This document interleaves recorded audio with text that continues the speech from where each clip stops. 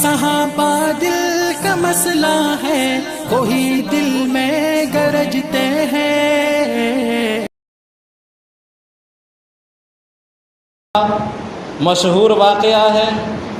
کہ صحابہ کرام کو آپ صلی اللہ علیہ وسلم نے جب دیکھا کہ مکہ میں ستایا جا رہا ہے اور محض اسلام لانے کی بنیاد پر، کلمہ طیبہ پڑھنے کی بنیاد پر، کلمہ کی نشر و اشاعت کی بنیاد پر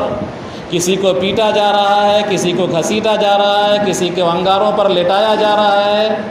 تو آپ صلی اللہ علیہ وسلم نے ان صحابہ کرام کو جو مفلوق الحال تھے، غریب تھے،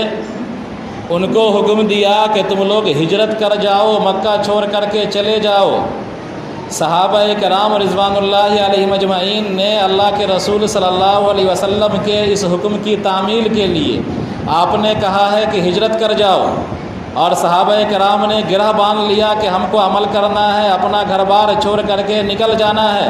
اللہ کے رسول صلی اللہ علیہ وسلم کے حکم کی تعمیل کرنی ہے۔ تو صحابہ کرام نے مکہ کو چھوڑا، اپنا وطن چھوڑا، اپنا گھر چھوڑا، اپنا در چھوڑا، اپنا کنبہ چھوڑا، اپنا رشتہ دار چھوڑا، اپنی برادریاں چھوڑی، اپنی ذات کو چھوڑا، سب کو چھوڑا، اور فرمان رسالت کے آگے سر تسلیم خم کرتے ہوئے مکہ سے 4773 کلومیٹر دور سمندر کا سفر کیا اور حبشہ پہنچ گئے۔ ایتھوپیا، آج کے زمانے میں وہ ایتھوپیا ہے۔ نقشہ دیکھیے گا، سعودی عرب کا مکہ سے اور ایتھوپیا کے درمیان سمندر حائل ہے، 4773 کلومیٹر کا فاصلہ ہے سعودی عرب سے ایتھوپیا کا۔ صحابہ کرام نے اس بحری سفر کو گوارا کیا، لیکن اللہ کے رسول صلی اللہ علیہ وسلم کے فرمان میں کیل و کال نہیں کیا کہ کیا کریں، دوسرے ادھر چلے جاتے ہیں، ادھر چلے جاتے ہیں، یہاں بیٹھ جاتے ہیں، یا کچھ دن کے لیے چپ ہو جاتے ہیں، دین اسلام کی نشر و اشاعت نہیں کرتے ہیں۔